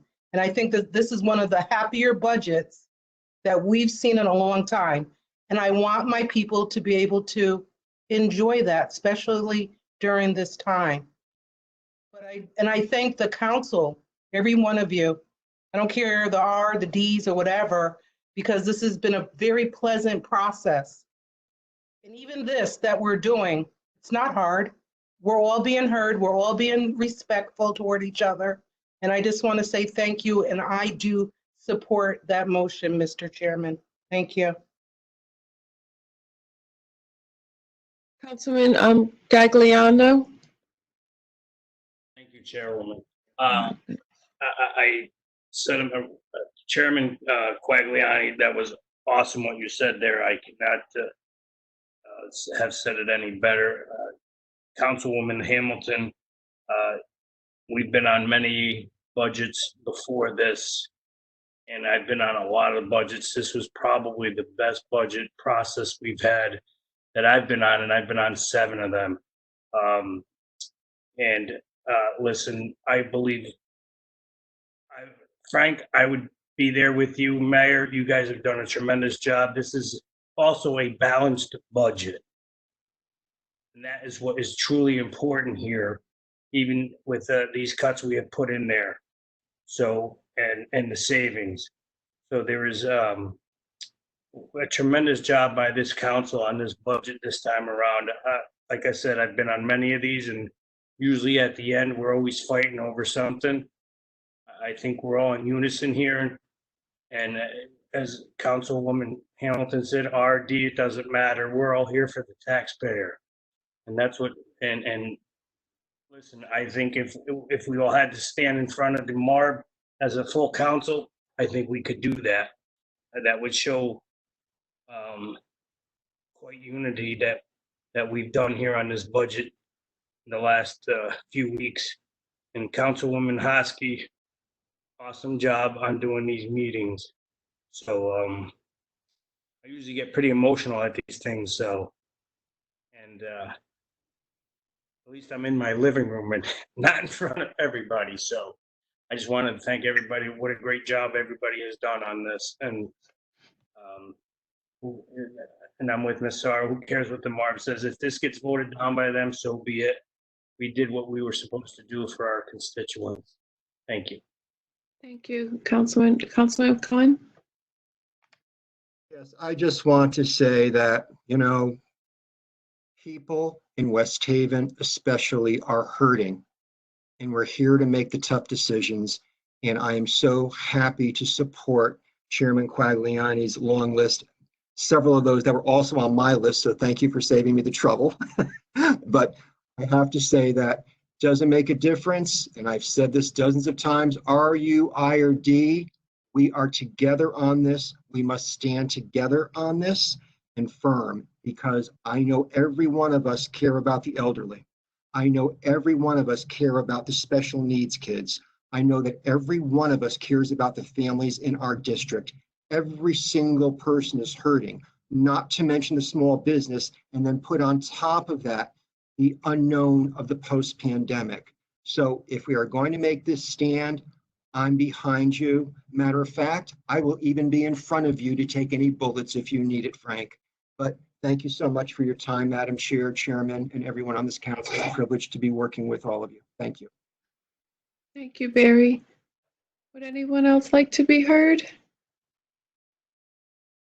Madam Mayor?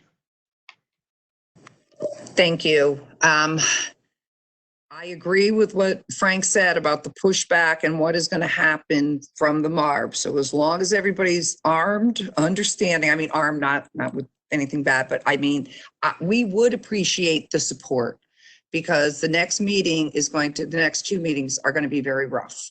One will be May the 12th. That isn't far away. And I'm going to take the chairman up on his offer about, we talked a little bit about writing, why everybody did what they did, because on May the 12th, there's no speaking, even if we wanted to, anybody wanted to speak. But I think if we can get, if not all the council members, as many as possible, to show, them why you did it, and what our community is going through, because I live here too, and I understand exactly what you're talking about. I have an 86-year-old mother-in-law that lives around the corner, and she's doing her best, but she's in a house by herself and she doesn't want to leave. And she doesn't want to go live, in an apartment someplace now, and she's struggling to pay the taxes. There's no question about it. And there's a lot of people in that predicament, and we're going to have a lot more this time around because of everybody losing their job.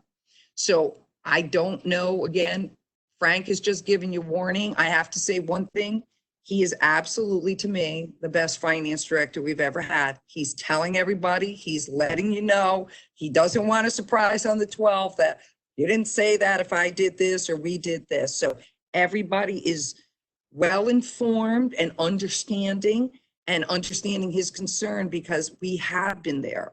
And it's Frank and I, and we're the ones that get yelled at and talked, to the way that we did. As I said, I was really surprised the last meeting, and there's not much anymore I didn't think that would surprise me, but that they wanted the mill even higher just because of an election. And I guess my concern was, from an accounting perspective, okay, we make it higher. Now you no longer have a balanced budget because you have more revenue. Where are you going to put the revenue, whether it be contingency or whatever? So it was an interesting concept. That being said, though, I'm up for the battle. I've been up for the battle since I took office within a day, and I was put into the MARB. No ifs, ands, or buts about it. No dealing with it, all because of the deficit bonding. And I do like one thing, and I don't know how many people knew that Frank said this, but I do agree with him. I know it was, a tough decision with the deficit bonding, but if we had just held off, a little bit longer, MARB wouldn't have been able to kind of go out. We would have had cash flow issues. Don't get me wrong. It's not an easy road. They were like, December was really rough because cash flow was tough.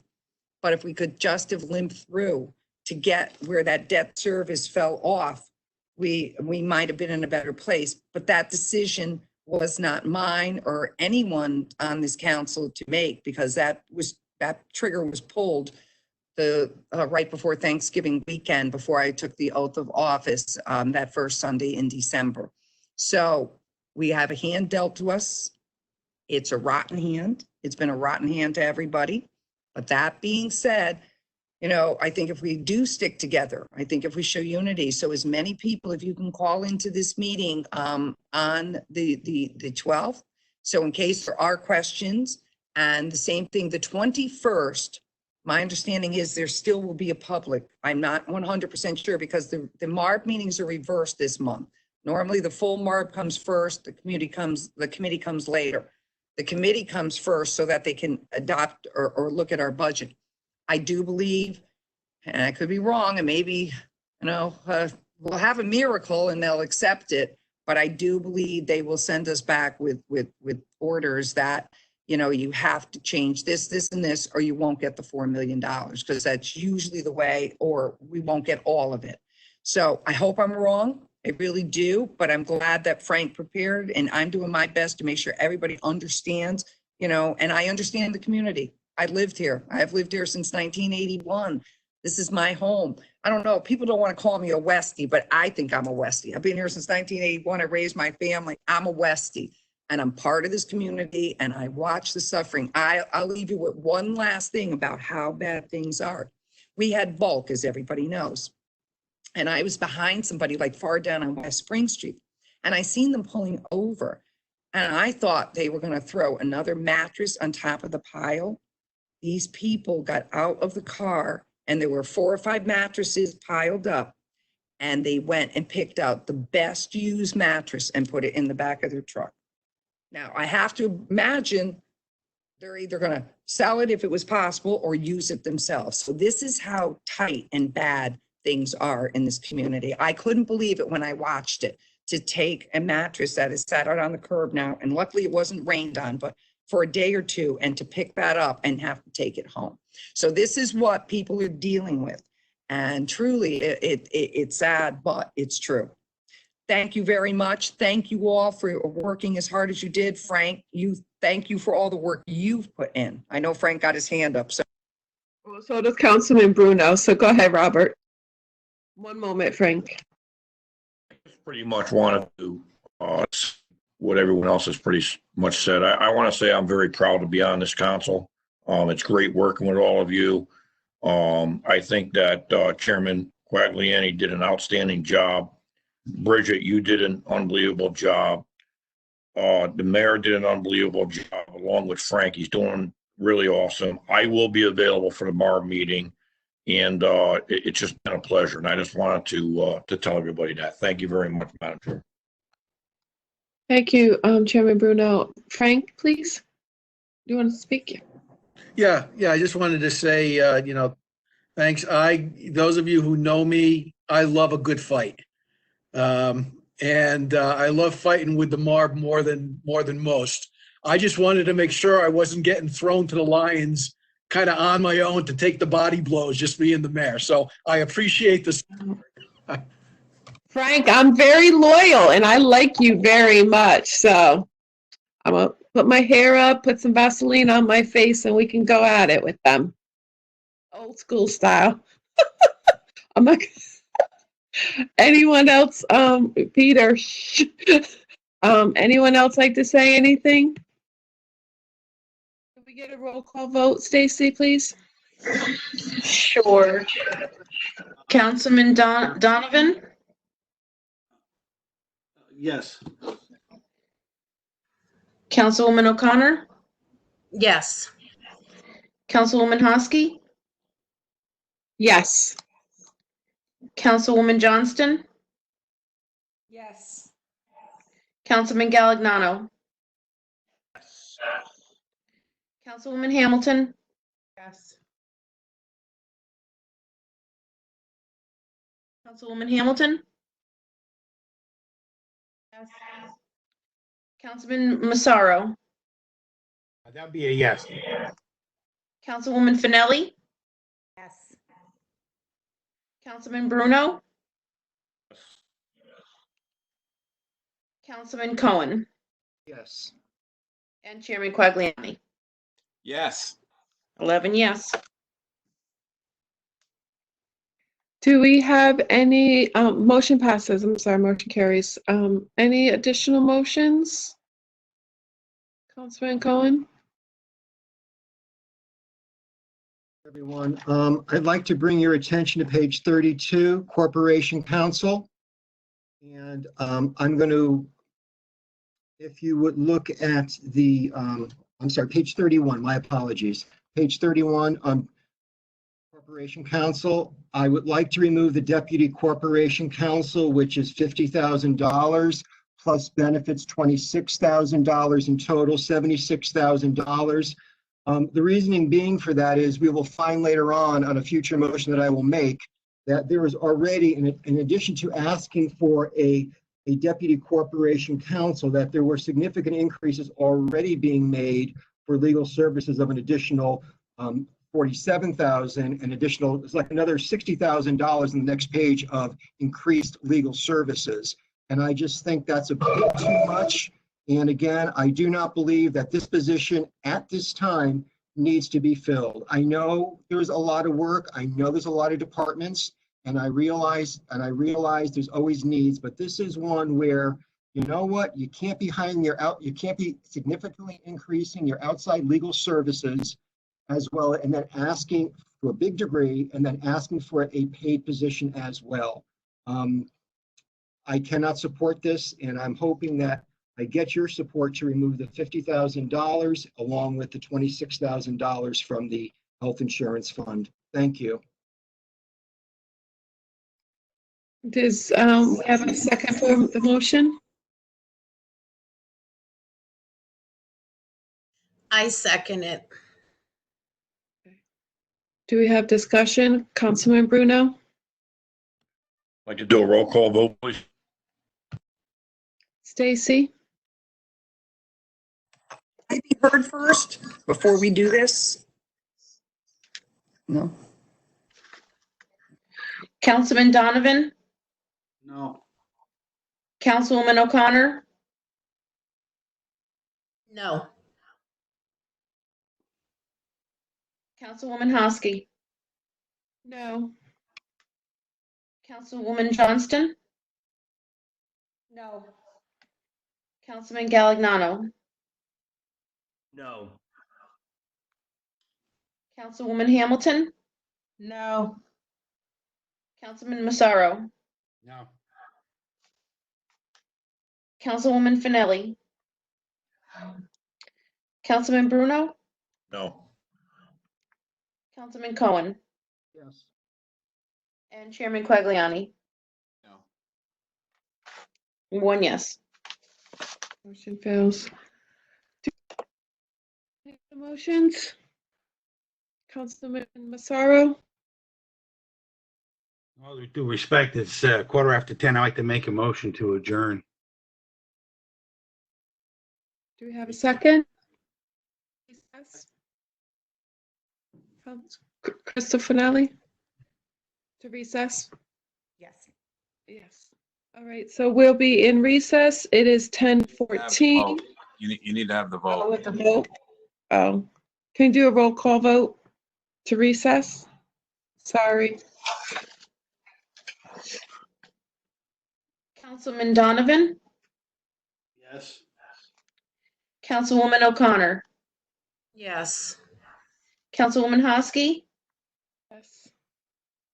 Councilwoman Johnston, Yes. Councilwoman Johnston, Yes. Councilman Galignano, Yes. Councilwoman Hamilton, Yes. Councilman Massaro, Yes. Councilwoman Finelli, Yes. Councilman Bruno, Yes. Councilman Cohen, Yes. and Chairman Quagliani. Yes. 7 yeses. Motion carries. Okay, so it is 10:15. We will be in recess until Thursday at 6 p.m. Be well, everybody. Thank you so, Ron Quagley, Chairman. I'm sorry. Just for a point of information, I will be noticing a special meeting of the council for Thursday night to potentially approve the budget and set the mill rate. So if we're going to have, I believe our deliberations are at 6. We'll identify a time to close deliberations and then move to vote on the budget. Thank you. Thank you. Thank you, everybody. Stay safe. Wash your Bridget, hands. Did everybody get the audit PDF files for tomorrow? Yes. Mhm. Okay. Yes, thank you so much, Frank. Bye-bye, everybody. Frank, I'm looking forward to the road trip on the 12th.